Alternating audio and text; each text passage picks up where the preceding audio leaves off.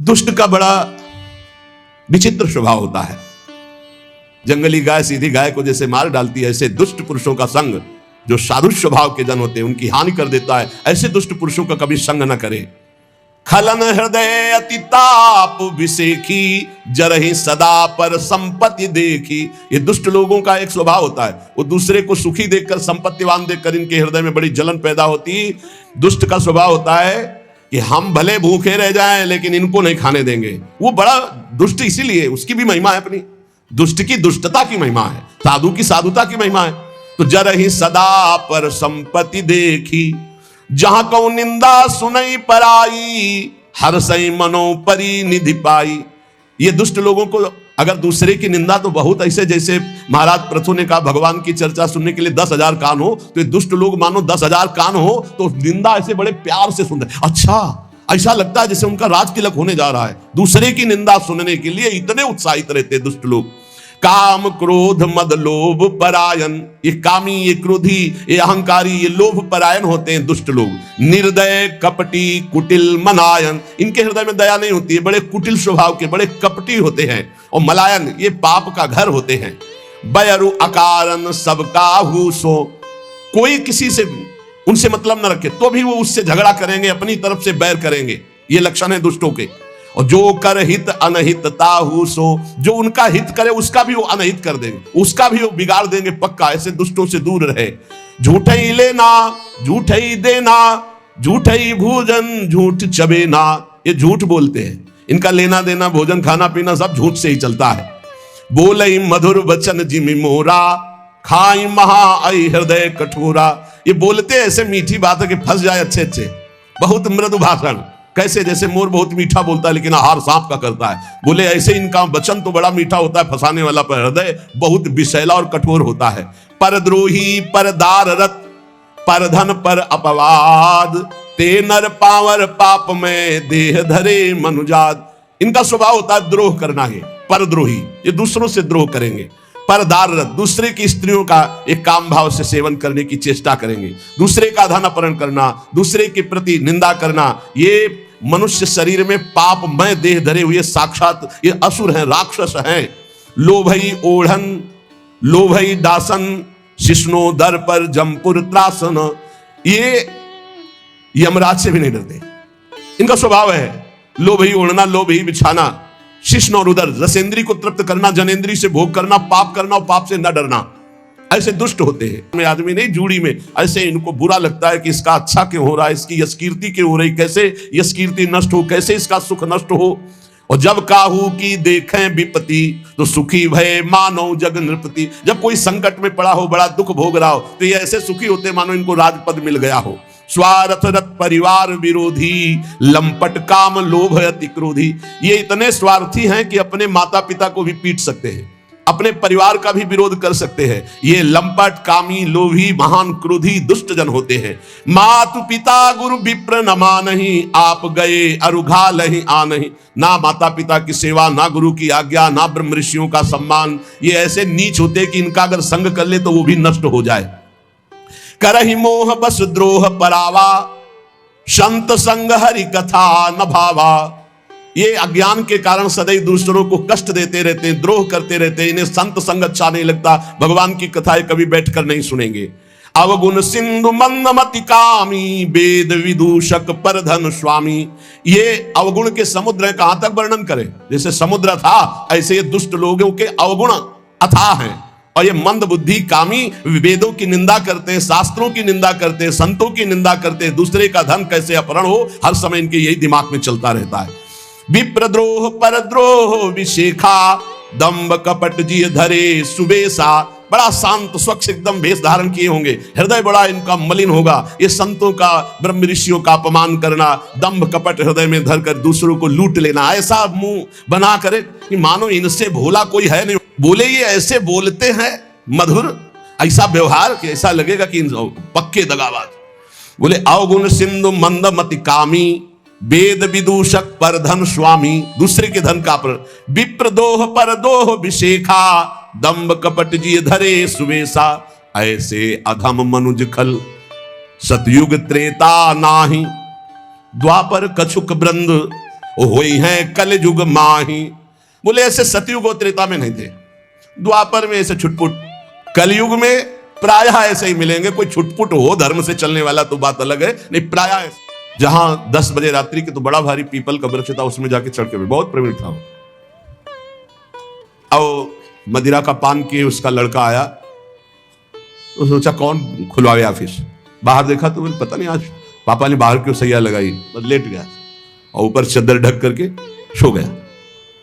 और रात्रि में जो विधान होना था वो विधान हुआ, गायब, पूरा सिस्टम गायब, हत्या करके उसको गायब बिल्कुल। क्योंकि कोई उस समय सीसी कैमरा या मोबाइल भी नहीं चलते थे, न मोबाइल चलते थे न सीसी कैमरा। अब तो रोज का रोज आधुनिकता बढ़ती जा रही।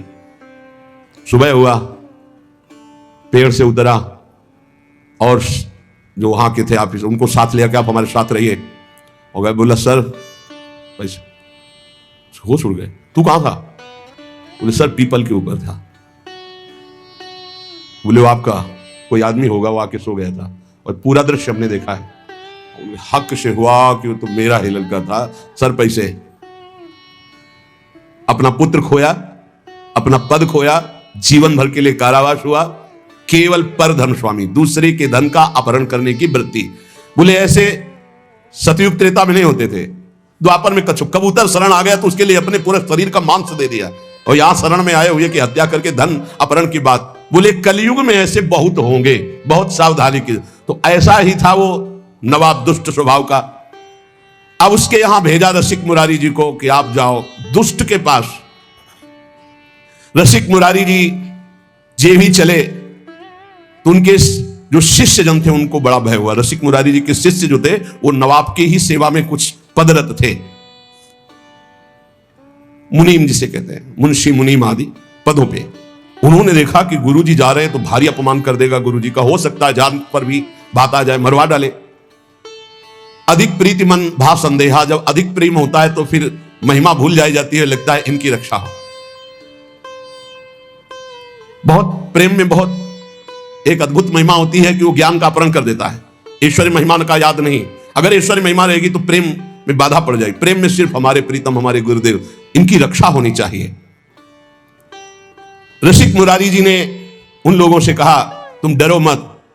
तो उन्होंने कहा कि सब कुछ बिगड़ जाएगा प्रभु, मैं जानता हूं वो भारी दुष्ट है, आप अगर वहां गए तो ऐसा कुछ करेगा जो हम सह नहीं सकते। उन्होंने कहा संतों की चरण सेवा की है, गुरुदेव की सेवा में जा रहे हैं, वैसे तो अमंगल होगा नहीं, अगर हमारे प्राण भी निकल जाए तो मंगल ही होगा, मुझे अपने गुरु की सेवा में कदम पीछे नहीं हटाना। तो उन्होंने कहा कि 2-4 दिन आप रुक जाइए, बात हम सब संभाल देंगे, 2-4 दिन आप छिप जाइए और वहां मत जाइए। रसिक मुरारी जी ने कहा कि तुम चिंता मत करो, तुम प्रेम के कारण भयभीत हो रहे हो। रसिक मुरारी जी को 3 दिन उन्होंने जबरदस्ती प्रेम से विवश करके अपने पास रखा। फिर आदेश आया कि सुना था कि रसिक मुरारी जी आ रहे, नवाब का आदेश आया अपने मुंशियों के पास। वो अभी तक हमारे पास नहीं पहुंचे, उनको यह भी पता था कि ये लोग उनके शिष्य हैं। सुनी आए गुरुवर कही ल्याओ मेरे घर देखो, करामात बात यह लय सुनाई है। कहो आनी अभू जाऊं चलो उन्मान देखें, चले सुख मानी आयो हाथी धूम छाई है। छोड़ी के कहार भाज गए ना निहार सके, आप रस सार बानी बोले जैसी गाई है।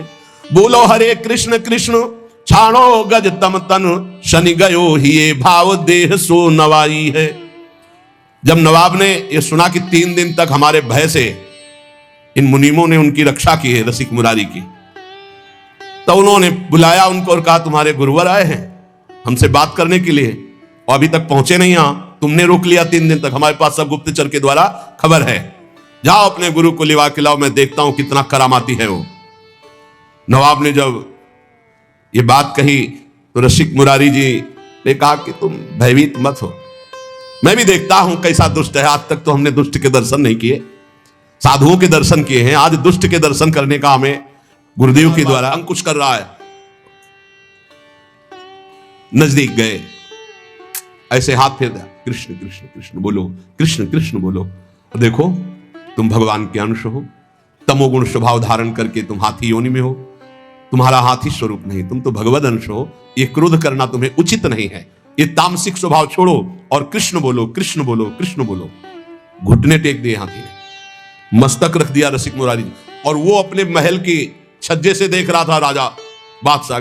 देखते हैं ये मत वाला हाथी कैसे मारता है, ये जो आ रहे हैं इनके गुरु, देखते हैं इनमें क्या चमत्कार, क्या सामर्थ्य, आज हाथी के पैरों तले कुचलाकर इनको मार डालेंगे। रसिक मुरारी जी ने कहा कृष्ण कृष्ण कहो, कृष्ण कृष्ण कहो। घुटने टेक दिए हाथी ने, मस्तक रख दिया, ये है। और धीरे शब्दों में कहा तुम हाथी नहीं हो, तुम भगवान के अंश हो, भगवान के दास हो, तुम्हें तमोगुणी स्वभाव उचित नहीं है, तुम अपने स्वरूप में आओ। हाथी को उपदेश दिया तो हाथी घुटने टेक दिया। और केवल घुटले ही नहीं, बहे द्रग नीर देखी होए गयो अधीर, आप कृपा करी धीर कियो दियो भक्ति भाव है। कान में सुनायो नाम, नाम दय गोपाल दास, माला पहिराई गरे प्रगट्यो प्रभाव है। दुष्ट सिर मोर भूप लखी हुई ठोर आयो, पाए लपटायो भयो हिये अति चाव है। निपट अधीन गांव केतिक नवीन दिए, लिए कर जोरी मेरो फल्यो भाग दाव है। रसिक मुरारी जी के चरणों में सर रख दिया उस मत वाले हाथी ने और अश्रु प्रवाह करने लगा। अत्यंत प्रेम से ऐसे दुलार कर रहे रसिक मुरारी, और चरणों में ऐसे मस्तक रख के अश्रु प्रवाह कर रहा है। तब आपने भक्ति का उसके हृदय में दान किया। और संतों के पास तुलसी की माला रहती है, तत्काल बड़ी माला जो 108 गले में से बांधी, मानो शिष्य बना दिया। कान में भगवान नाम दिया, गले में माला बांधी और कहा सुनो तुम्हारा नाम गोपाल दास है आज से। मतवाले हाथी को चेला बना लिया। अरे जब मतवाले मन को चेला बना लेते संत जल, तो हाथी क्या है। ऐसे कर तो पहले गुलाब का फूल, फिर आग जलने लगी। तो न जाने कितने ऐसे जादू तो जादूगर दिखा देते। संत का जादू क्या है? मलिन मन में भगवान की भक्ति जग जाना। मलिन आचरण करने वाले का परिवर्तन होकर श्री भगवान के नाम रूप लीला धाम में ये संत का चमत्कार जो कहीं नहीं हो सकता, कोई नहीं कर सकता। ये सबसे बड़ा चमत्कार संतों का होता है कि वो मलिन मन को निर्मल बनाकर भगवान में लगा देते। संत दरस जिमि पातक टरहि, संत संग हुआ तो संत संग अपवर्ग कर, कामी भव कर पंथ। संत का संग मोक्ष प्रदान करने वाला। देखो दुष्ट राजा का परिवर्तन हो गया। अब भयो गजराज भक्त राज साधु सेवा साज, संतन समाज देखी करत प्रणाम है। आनी डारे गोनी बन जारन की बारन सो, आए ही पुकारन वे जहां गुरु धाम है। आवत महोत्सव मध्य पावत प्रसाद शीत, बोले आप हाथी सोयो निंद वह काम है। छोड़ी दही रीति तब भक्तन सो प्रीति बढ़ी, संग ही समूह फिरे फैल गयो नाम है। रसिक मुरारी जी ने कृपा करके गजराज का नाम गोपाल दास रखा, भक्त गोपाल दास। अब वो गजराज पीछे पीछे जैसे गाय के पीछे बछड़ा चलता है, ऐसे रसिक मुरारी के पीछे पीछे चल पड़ा।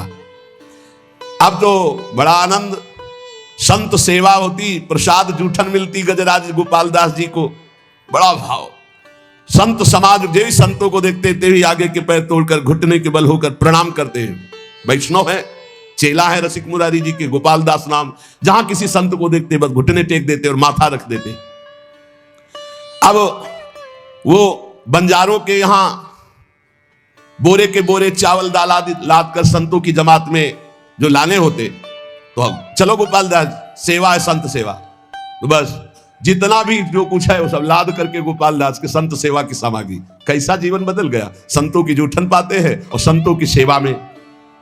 एक बार सभी बंजारे मिलकर गोपाल दास जी के गुरुदेव श्री रसिक मुरारी के स्थान पर आकर कहा, ये गोपाल दास जी हमारा माल छान जाते हैं, अब लाना एक बोरा है तो एक बोरा वहीं साफ कर दिया, उठाया और सब पा गए और एक बोरा लाद करके ले आए। तो बोले घाटा तो हमारा हो ही जाता है।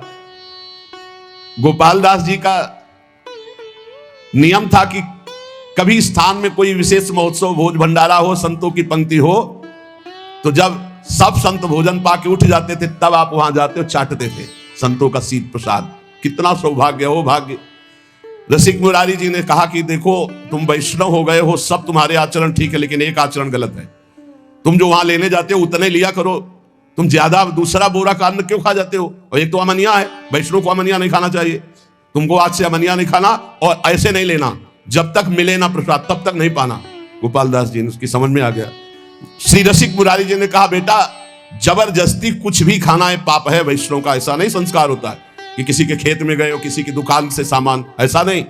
गोपाल दास जी ने घुटने टेक करके ऐसे गलती मानी कि मानो क्षमा कीजिए गुरुदेव, आगे से कभी ऐसी गलती नहीं होगी। अब तो संत सेवा में और भगवत उच्छिष्टामृत में बड़ी रति हो गई गोपाल दास जी की, जो हाथी गजराज थे। सब संत इनको खूब दुलार करते। चलो गोपाल दास आज वहां चलते हैं। सूंड में चढ़ाया, पीठ में बैठा लिया, संत सेवा घुमा घुमा के। और संत भी बड़े मौज, 5-5, 10-10 संत बैठ जाते, गोपाल दास जी घुमा रहे। कितना सौभाग्य प्राप्त हो रहा है। गोपाल दास जी का संत सेवा का बड़ा चाव, जैसा संत आदेश करते वैसा ही करते। ये कोई बड़े भाग्यशाली जीव होंगे जो ऐसा सौभाग्य प्राप्त हुआ। नहीं, संत सेवा में अनुराग होना बड़ा कठिन है। कोई संत कहते, भाई गुरु भाई गोपाल दास आज फूल गोभी पाने का मन है। गए बाजार में, गए फूल गोभी की तरफ सूंड करते ऐसे, और जब उसकी तरफ देखते तो चाहे श्रद्धा हो चाहे ना हो, बड़ा तिलक लगा रहता था, कंठी बंधी हुई। और जो एक फूल गोभी देता फौरन अपने पास रख लेते, खाते नहीं। जो संत कहते वो मांग के लाते भिक्षा की तरह। दुकान में खड़े हो गए, अमुक सामान की तरफ सूंड करते। उनकी जमात थी, जिधर जाते उधर लोग दौड़ उठते।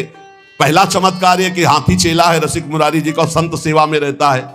बहुत लोग सीधा सामान सब देते हो, अपने पीठ पर लाद लेते। दर्शन की भीड़ लग जाती लोगों की। चारों दिशाओं में आश्चर्यजनक चर्चा चली कि गोपाल दास जी एक वैष्णव है और संत सेवा में रहते। गजराज बंगाल का सूबेदार, उसको जब पता चला ऐसा चमत्कारिक आज्ञाकारी हाथी है, तो उन्होंने पकड़वाने के लिए आदमी नियुक्त किए। पर जो नजदीक आता तो अपने स्वरूप में आकर के दंड दे देते। तो जे भी गंगा जी ले गए तो गंगा की जलधारा में खड़े हुए गुरुदेव का ध्यान किया, अपने शरीर को छोड़ दिया।